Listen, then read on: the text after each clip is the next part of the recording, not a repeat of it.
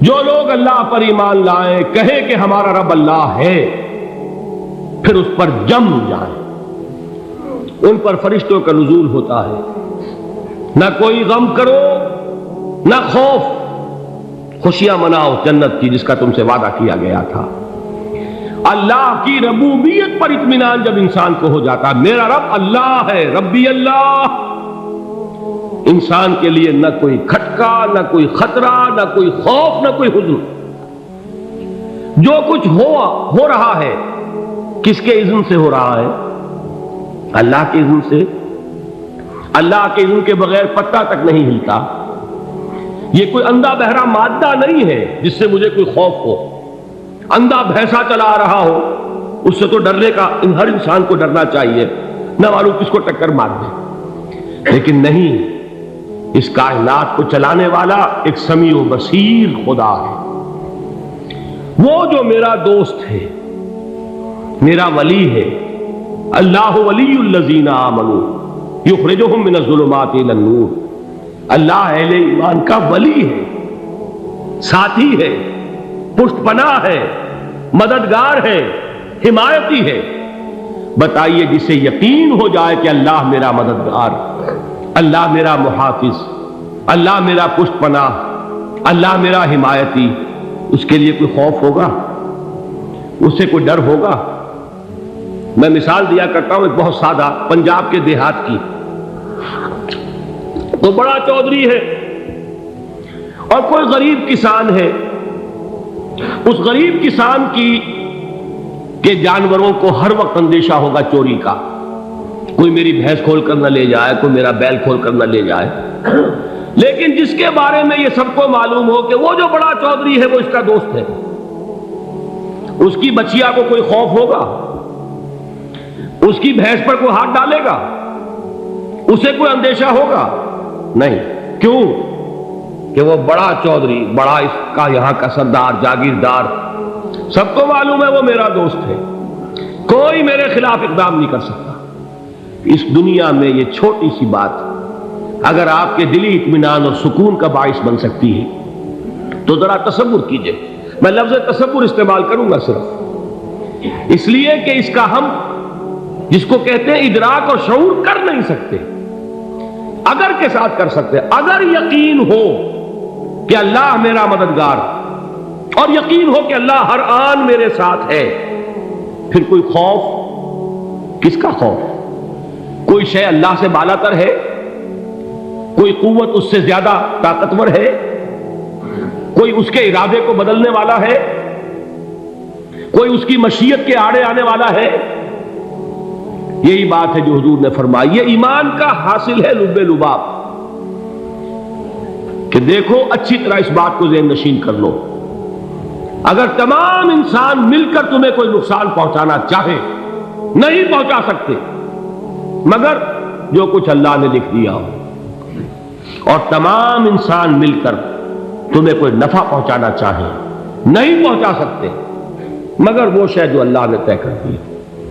آپ پھر میں کہوں گا ذرا طاری کیجئے، اسے فرض کیجئے، اسے سوچئے، اگر اس حدیث پر ہمارا دل ٹھکا ہوا ہو تو کسی سے ڈر ہوگا؟ یہ مجھے نقصان نہ پہنچا دے، یہ میری رپورٹ خراب نہ کر دے، یہ میری انکریمنٹ نہ رکوا دے، یہ میرا یہ نہ بگاڑ دے، یہ میرے یہ نقصان نہ پہنچا دے۔ اس کا ڈر، اس کا ڈر، اس کا خوف، اس کی خوشامد، اس کے لیے جا کر طرح طرح سے اپنی عزت نفس کو ذلیل کروانا اس کے سامنے، یہ سب کچھ کیوں کرتا ہے انسان؟ جب سمجھتا ہے کہ اس کے ہاتھ میں میرا کوئی نفع ہے، اس کے ہاتھ میں میرے لیے کوئی ضرر ہے، یہ مجھے کوئی غضب پہنچا سکتا ہے، یہ مجھے کوئی نقصان پہنچا سکتا ہے، یہ میرا کوئی کام بنا سکتا ہے، یہ میری کوئی ضرورت پوری کر سکتا ہے، اسی کا نام شرک ہے۔ جہاں آپ نے یہ سمجھا کہ غیر اللہ کے اندر کوئی طاقت موجود ہے، وہی شرک ہے۔ بتوں سے تجھ کو امیدیں، خدا سے نو امیدی، مجھے بتا تو صحیح اور کافری کیا ہے؟ شرک تو یہ ہے۔ جس پر بھی تمہیں یہ خیال ہے، کلمہ ہے یہ کلمہ سوم، لا حول ولا قوت الا باللہ، ذرا اس پر دل کو کبھی اگر آپ تصور کریں، پھر فرض کریں، دل ٹھک جائے اس پر، کوئی طاقت نہیں۔ یہی بات تھی جو شیخ عبد القادر جیلانی رحمۃ اللہ علیہ نے اپنی وصیت میں اپنے بچے سے کہی. 11ویں دینے والے ہیں، لیکن حضرت شیخ عبد القادر جیلانی کی وصیت اور تعلیمات کو کتنے لوگ ہیں کہ جانتے ہو؟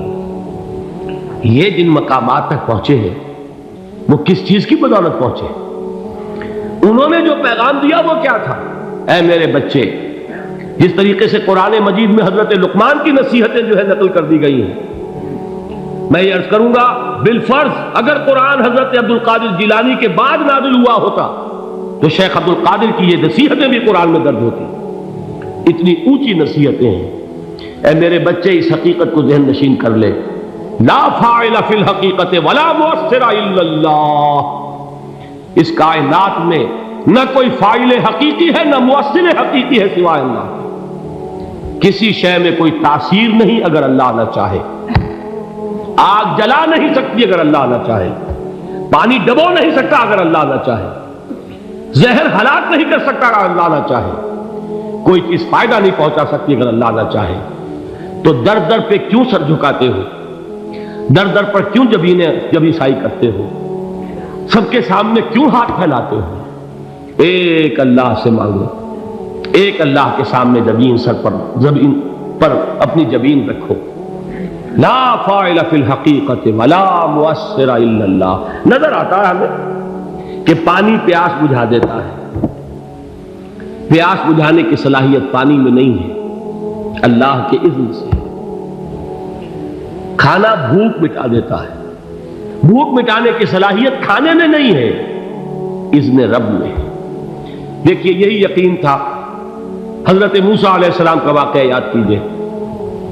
سامنے سمندر آ گیا ہے.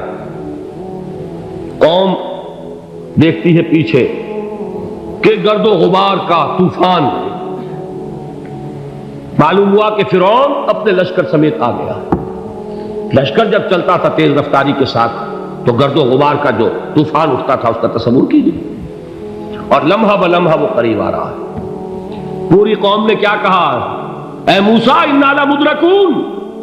اے موسیٰ ہم کو پکڑے گئے. قرآن مجید نے تو یہاں وہ باتیں نہیں لکھی ہیں، لیکن تورات میں یہ درج ہے کہ بنی اسرائیل جھگڑنے لگے، دست و گریبان ہو گئے موسیٰ کے ساتھ. موسیٰ نے یہاں مروایا لا کر، اس سے تو ہم ہی بہتر تھے. وہاں کھانے کو ملتا تھا، زندگی تو تھی، بیگار ہم کر رہے تھے، موت تو نہیں تھی. اب جو کچھ ہوگا اس کا تصور کرو، جس طریقے سے ہمارے ٹکڑے اڑائے جائیں گے. تو لڑ رہے ہیں حضرت موسیٰ علیہ السلام سے. یہ تورات کی تفصیل ہے. قرآن میں صرف اتنا آیا ہے، پریشان ہو کر انہوں نے کہا انا لمدرکون. موسیٰ ہم کو پکڑے گئے. اس وقت موسیٰ کا جواب کیا ہے؟ کلا ان معی ربی سیہدین. نہیں، میرے ساتھ میرا رب ہے، وہ راستہ دے گا. بتائیے کہاں راستہ نظر آ رہا ہے؟ یہ ہے ایمان بالغیب. راستہ نظر نہ آئے تب اللہ پر یقین ایمان ہے. جیب میں پیسے ہوں اور تب دل کو اطمینان ہے تو ایمان کس پر ہوا؟ پیسے پر، اللہ پر نہیں. جب وسائل و ذرائع نہ ہو اور پھر یقین ہو کہ اللہ مسبب الاسباب ہے، وہ اسباب کا پابند نہیں ہے، وہ اسباب کا محتاج نہیں ہے، اسباب اس کے محتاج ہے. اگر یہ یقین ہے تو اللہ پر ایمان ہے. یہ نہیں ہے تو تمہارا ایمان اسباب پر ہے، وسائل پر ہے، ذرائع پر ہے، مادیات پر ہے، اللہ پر نہیں. اس وقت کہاں راستہ تھا؟ کوئی راستہ تھا؟ سمندر ہے اور ادھر سے لشکر آ گیا ہے. کلا ان معی ربی سیہدین. اب دیکھیے ایمان کہہ دینا آسان ہے، ہوا معکم اینما کنتم. جہاں کہیں بھی تم ہوتے ہو اللہ تمہارے ساتھ ہوتا ہے. لیکن اس کا یقین قائم ہو جائے تو زمین و آسمان کا فرق واقع ہو جائے. یہی بات ہوئی حضور کے ساتھ. غار ہے، چھپے ہوئے ہیں محمد رسول اللہ اور آپ کے وہ یار غار ابو بکر صدیق رضی اللہ تعالی عنہ. اقبال نے حضرت ابو بکر کی شان میں چند اشعار کہیں صرف، لیکن واقعہ یہ ہے کہ بھاری بھاری نظموں پر اور قصیدوں پر بھاری ہے. طویل ترین نظمیں اور قصیدے ہوں ان پر بھاری ہے. ہمتیں ابو بکر کی ہمت جو ہے کشت ملت را چو ابر، جیسے بارش سے کھیتی اپجتی ہے، ابو بکر کی ہمت اور عزیمت اس امت کو اسی طرح سینچنے والی ہے۔ ثانیے اسلام و غار و بدر و قبر، وہ دوسرے تھے اسلام میں، دوسرے پہلے کون تھے؟ انا اول المومنین، حضور فرماتے سب سے پہلا ایمان لانے والا میں، دوسرے ابو بکر۔ ویسے ہمارے ہاں یہ چلتا ہے اختلاف، حضرت علی پہلے ہیں کہ حضرت ابو بکر پہلے ہیں، لیکن اس میں بڑی خوبصورت تطبیق قائم کی ہے علماء نے، اور بہت صحیح ہے۔ چار کے بارے میں فیصلہ ہی مت کرو کہ کون پہلے، ان کی ایک عجیب تقسیم کر دی ہے۔ آزاد مردوں میں، بالغ مردوں میں سب سے پہلے ابو بکر، بچوں میں سب سے پہلے علی، خواتین میں سب سے پہلے خدیجہ، اور غلاموں میں سب سے پہلے زید بن حارثہ۔ بڑی پیاری تقسیم ہے، یہ چاروں ہی پہلے ہیں، ہر ایک کے لیے اولیت ہے۔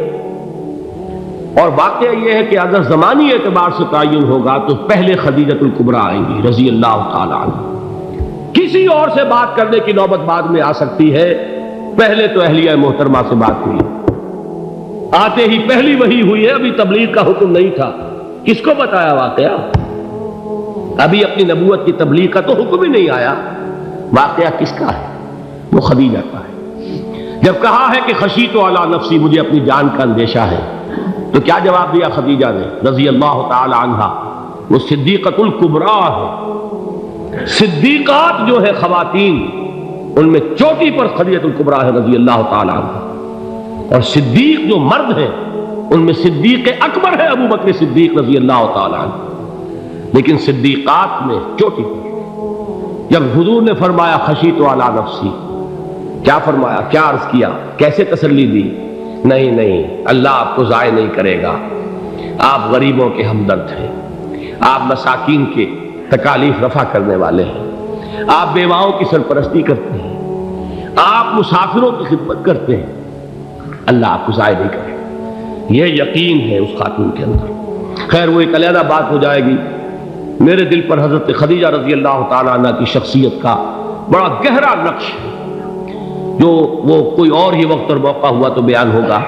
بہرحال اقبال نے ایک مصرے میں جو چار اولیتیں جمع کر دی ہیں، ہمت او کشت امت را چو ابر، ثانی اسلام و غار و بدر و قبر۔ اسلام میں حضور کے بعد پہلے کون؟ ابو بکر۔ غار میں حضور کے ساتھ کون؟ ابو بکر۔ بدر کی رات اللہ کا رسول سرب سجود، وہ جھاڑ، وہ گھاس پھوس کی جو جھوپڑی بنائی گئی تھی، اور وہاں تلوار ننگی لے کر پہرا دینے والا کون؟ ابو بکر۔ اور اس حجرہ عائشہ میں محمد کے بعد سب سے پہلے دفن ہونے والا کون؟ ابو بکر رضی اللہ تعالی عنہ صلی اللہ علیہ وسلم۔ وہ جو معاملہ میں سنا رہا تھا غار ثور کا، حضرت ابو بکر بھی حضور کے خیال سے لرز گئے ہیں۔ آپ کو یاد ہوگا کہ جا کر پہلے تمام جتنے سوراخ تھے انہیں بند کیا ہے، ایک سوراخ رہ گیا تھا جس کو بند کرنے کے لیے کوئی کپڑا نہیں تھا، وہاں اپنی ایڑی رکھی ہے، تب کہا ہے حضور سے تشریف لائیے، اور اپنے زانو پر حضور کو لٹایا ہے، اور وہاں کسی موذی جانور نے کاٹا ہے، حضور کی آنکھ لگ گئی تھی، اس وقت اس بل کے اندر جو بھی بچھو ہے کیا ہے واللہ عالم، اس نے کاٹا ہے، اس کی تکلیف کی وجہ سے ابو بکر کی آنکھوں سے آنسو ٹپک گئے، حضور کے چہرے مبارک پر پڑے ہیں، تو حضور جاگے ہیں، معاملہ کیا ہے؟ ایڑی نہیں ہٹائی وہاں سے، مبادا وہ جانور وہاں سے نکل کر محمد الرسول اللہ کو کوئی گزن پہنچا دے، ابو بکر کی ایڑی ہے، جس طرح چاہے کھا لے، ختم کر دے، جان نکل جائے تب کوئی آنچ آئے، محمد پر تو آئے، لیکن جیتے جی نہیں۔ وہ ہے ابو بکر۔ حضور کے خیال سے اس وقت حضور نے پھر اپنا لعاب دہن لگایا ہے، اور اس سے پھر آپ کی تکلیف ختم ہوئی۔ جیسے خیبر میں حضرت علی کی آنکھ دکھ رہی تھی، اس کو جو شفا حاصل ہوئی ہے وہ بھی حضور کے لعاب دہن سے ہوئی۔ تو بہرحال اس وقت انہوں نے کہا ہے کہ اے نبی یا رسول اللہ، اگر اس وقت ان میں سے کسی نے غیر ارادی طور پر بھی اپنے قدموں کی طرف جھانک لیا تو پکڑے جائیں گے۔ کیا جواب تھا اللہ کے رسول کا؟ لا تحزن ان اللہ معنا، اللہ ہمارے ساتھ ہے، کیوں گھبراتے ہو ابو بکر؟ یہ ہے ایمان باللہ، میرا مالک اللہ، میرا رازق اللہ، میرا محافظ اللہ، میرا مددگار اللہ، میرا پشت پناہ اللہ، میرا دوست اللہ۔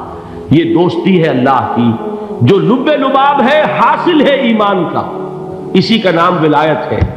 اولیاء اللہ کے سروں پر سینگ نہیں ہوتے، جس کے دل میں ایمان راسخ ہو چکا ہو وہی اللہ کا ولی ہے، جسے اللہ پر یقین ہو چکا ہے وہی اللہ کا ولی ہے، جسے یقین ہے اللہ میرے ساتھ ہے، میرا مددگار، میرا پشت پناہ، میرا ساتھی، میرا دوست، میرا محبوب، میرا محب۔ اللہ اہل ایمان سے محبت کرتا ہے۔ واللہ یحب الصادقین، ان اللہ یحب الذین یقاتلون فی سبیلہ صفا کانہم بنیان مرصوص۔ اللہ محبت کرنے والا، اہل ایمان محبوب، اور اہل ایمان محبت کرنے والے اللہ محبوب۔ والذین آمنوا اشد حبا للہ۔ آپ تصور کیجئے جسے یہ رشتہ ایمان یا رشتہ ولایت حاصل ہو جائے، الا ان اولیاء اللہ لا خوف علیہم ولا هم یحزنون، آگاہ ہو جاؤ اللہ کے دوستوں کے لیے نہ کوئی خوف ہے نہ کوئی حزن ہے۔